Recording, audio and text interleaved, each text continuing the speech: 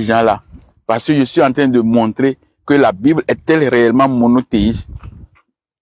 Nous avons vu les noms théophores, les dieux tutélaires. On a vu ça tour à tour. Je vous ai donné des exemples, beaucoup de noms qui portent le nom de Dieu, le nom d'un Dieu. Parce que ce nom, les noms théophores nous informent sur les divinités qui sont présentes dans les endroits, dans la région. Donc, je vous ai déjà donné la plupart des divinités qui sont perçues à travers les noms théophores. Et aussi, je vous ai dit que il y a 3 mouvances qui se battent déjà dans la rédaction de la Bible. Donc, ces 3 mouvances sont, la première est Élohiste, mouvant Élohiste, c'est-à-dire le collège de Dieu, El. Et il y a la deuxième mouvance Yahvéiste qui dit que Dieu est polyforme, plutôt anthropomorphique, excusez-moi, anthropomorphique. Et la troisième mouvance, c'est la mouvance Adonaïste. Ceux qui disent que Dieu, le Dieu est Adonai. Donc, les noms aussi théophores d'Adonai, je ne vous ai pas donné ça. Mais quand vous lisez le livre de Esdras 2, vous allez voir les noms. Le verset 11, le verset 9, le verset 46, vous allez voir les noms qui portent le Dieu Aïe. Vous allez voir ça. Donc, la plupart de tous ces noms, vous m'excusez, il y a un petit vent ici qui souffle. La plupart de ces noms, la plupart des noms des divinités sont déjà dans les noms des Israélites. Donc, quand on voit les Israélites, ils portent tous les noms. Les noms terminés par L, les noms qui portent aussi Dieu Aïe, les noms qui portent aussi Dieu L, et les noms qui ne portent jamais le nom de Dieu Yahvé. Et donc, je vous ai dit que le nom de Dieu Yahvé est venu très tardivement. Vous voyez?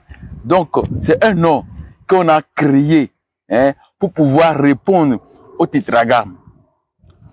Parce que le tétragramme, c'est YHWH.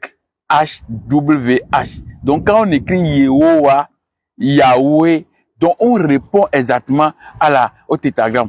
Alors que le tétragramme là est inconnu et imprononçable.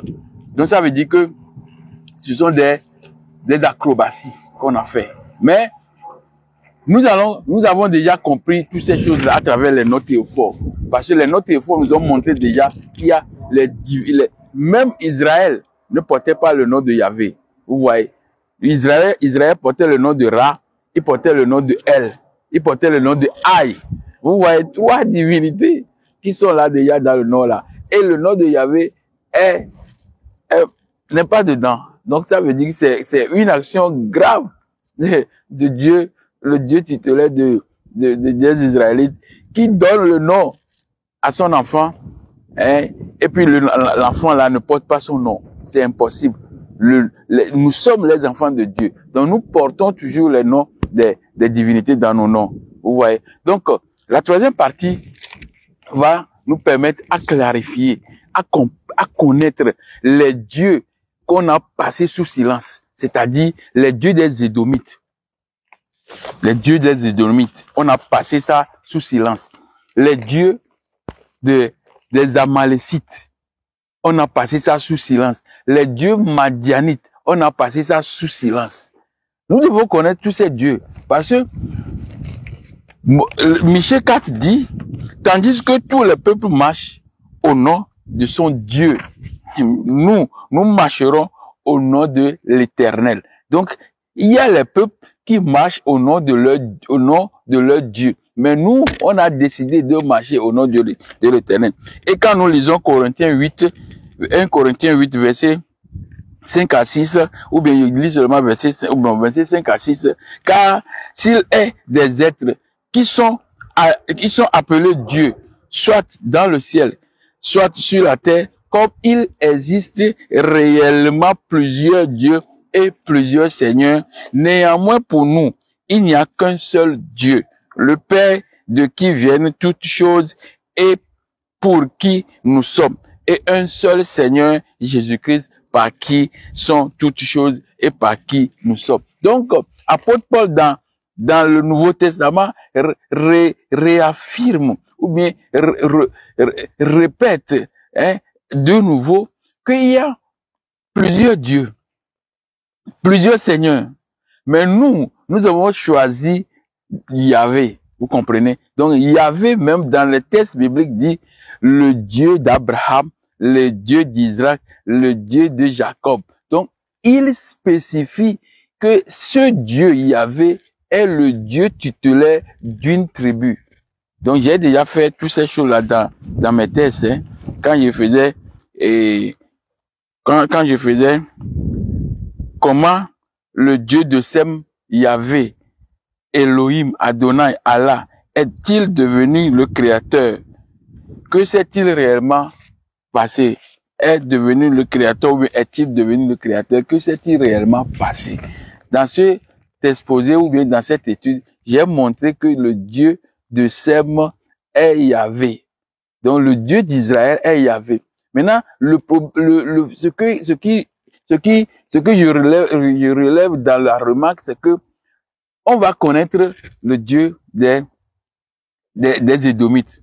Parce que les Édom, c'est Esaü, le frère jumeau de Jacob qui est appelé Esaü. Donc, dans tous les textes, on a parlé des enfants d'Israël, mais on n'a pas parlé beaucoup des enfants d'Esaü. Alors que les Édomites avaient déjà des royaumes avant que, parce que quand vous lisez Genèse 36, on dit que voici les rois des Édomites avant que Israël ait ses rois. Donc ça veut dire que le royaume, ou bien tous ces royaumes-là, il faut qu'on sache qui sont les éléments, qui sont les enfants dans le royaume-ci. Ce royaume est appelé royaume édomite. Et nous lisons aussi dans le Talmud Torah que édomite est une allégorie et qu'il est un ennemi juré, mais c'est une façon allégorique. Donc, on ne connaît pas le Dieu des Édomites. Donc, le Dieu des Édomites, nous allons connaître ça dans le prochaine étude, c'est-à-dire la troisième partie va nous révéler le nom du Dieu des Édomites. Et Amalécite, c'est encore l'enfant, le petit enfant de Édom. Les Amalécites. Donc, les Amalécites et les Madianites ont fait des coalitions pour aller lutter contre et détruire la semence des Israélites. Donc, ils vivaient dans la région, la même région. C'est pourquoi il y avait fait quoi? Il y avait fait Sinaï. Je dois lire ça. Il y avait fait la face cachée du Sinaï, l'origine emblématique de tous les auteurs, de tous les acteurs du monothéisme.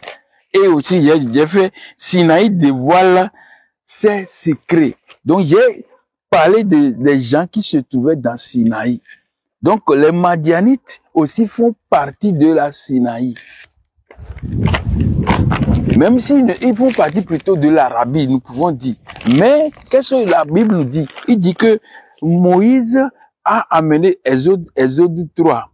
Ou bien, je crois bien, Exode 3, verset 1 et 2. Moïse a amené le troupeau de Jéthro dans le désert.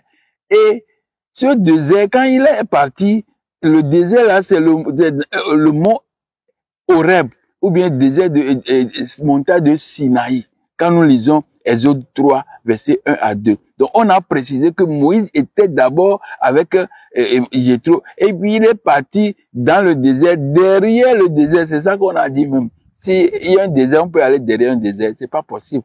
Donc, la montagne d'Horeb, la montagne de Dieu, voilà, c'est dans Sinaï. Donc, on doit connaître le Dieu des Madianites. Parce que quand ils étaient sortis de l'Égypte, ils sont arrivés dans le désert et ils sont allés à la montagne d'Horeb. Madian était parti là-bas pour faire le premier sacrifice avant que on établit Aaron et ses enfants dans dans la prêtrise de Yahvé, c'est-à-dire pour faire les hospices, pour gérer le sacrifice pour Yahvé. Donc, avant qu'on fasse ça, c'est Jéthro qui a fait le premier sacrifice. Moïse même n'a pas fait sacrifice, vous voyez. Donc, c'est Jéthro qui a fait le premier sacrifice. Pourquoi Jéthro a fait le premier sacrifice à Yahvé? Ça veut dire que Jéthro, le Madianite, connaissait bien le Dieu là, plus que même Moïse. Et parce que quand il veut partir, il dit qu'il va quitter, il veut quitter Obab. Il veut quitter Obab, c'est encore le Madianite, hein, c'est encore Jéthro. Hein, quand nous lisons Juge 6, verset 1 à 2, vous allez voir ça. Non, Juge 4, verset 11, vous allez voir ça. Vous voyez? Donc, quand Jéthro voulait quitter, il dit non, faut pas quitter, reste avec nous, sinon on ne connaît pas l'endroit ici. Si tu quittes, c'est pas bon. Tout ce que Yahweh va nous donner, on va te donner. Vous voyez? Mais lui dit que moi, je rentre à la maison. Il n'y a pas besoin de ces choses-là. Vous voyez? Donc, Madian fait sacrifice à Yahvé, ça veut dire quoi? Il connaissait, parce que quand on est devant un sacrifice à un Dieu, c'est celui-là qui est réellement lié à ce Dieu qui doit faire le sacrifice. Maintenant, quelqu'un d'autre vient faire le sacrifice. Ça veut dire que la personne connaissait même le Dieu là, plus que celui qui est devant le Dieu même. Donc, le Dieu des Madianites, on doit connaître ça. Le Dieu des Édomites, on va connaître ça. Les Amalécites qui ont fait coalition avec Madian dans la même région, on va connaître leur Dieu. Parce que la Bible nous dit que ils sont avec les dieux de Baal, les dieux des Cananéens, tout ça là. Vous voyez.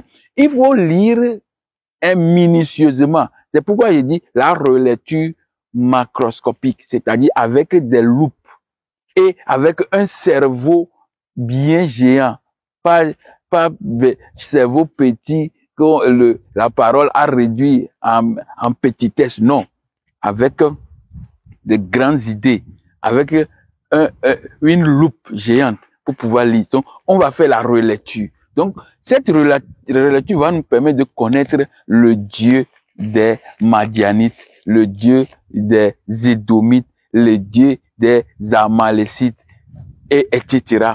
Maintenant, on va aussi connaître, parce que dans le triangle en ciseaux, il y a qui là-bas? Il y a les dieux. Dans le triangle en ciseaux, il y a plutôt Paran aussi là-bas. Donc, Sinaï, Paran, Horeb, tout ça là se trouve au même endroit. Et qui a vécu à Paran? On a dit que Ismaël a vécu à Paran. Donc, le nom même de Ismaël est encore un nom égyptien. Parce que vous voyez, Isma et El, ça veut dire ça veut dire soit Isis, bon, Isis, Ma, le dieu Maat, et puis El. Vous voyez, donc c'est le nom encore égyptien. Mais nous allons connaître leur Dieu. Donc, comme ils sont dans la même région, on va connaître Dieu, le Dieu. Et le Dieu, quand vous allez dans les explications, je vous envoie déjà à faire une petite étude. Tapez seulement les dieux, le Dieu titulaire ou bien le Dieu national des Édomites. Ça va sortir directement. Mais on n'a pas mis ça dedans. Donc, le Dieu là, il y avait l'épithète, c'est-à-dire, il qualifie ce Dieu là. Et le nom de ce Dieu là, je vais vous révéler ça le dimanche. Donc, quand vous connaissez ce Dieu, et Madian est venu faire sacrifice à ce Dieu, alors, Édom a pour enfant Amalécite, alors vous allez voir que tous ces gens-là sont autour d'une seule divinité, et cette divinité, ils ont passé ça sous silence dans la Bible. Ils ont mis Yahvé là-bas pour pouvoir répondre au tétragramme. Alors que le tétragramme là, c'est inconnu et imprononçable le nom de Dieu. Vous voyez, c'est pourquoi, comme ils ne voulaient pas laisser les gens prononcer le nom de Dieu, ils ont dit que c'est le nom de Dieu dans les commandements, les 10 commandements, on ne doit pas appeler le nom de Dieu. C'est exclu. Mais les gens continuent pas appeler le nom de Dieu après. Vous comprenez? Donc, dans cette partie, la troisième partie, elle est très importante. Parce que je n'avais pas prévu ça.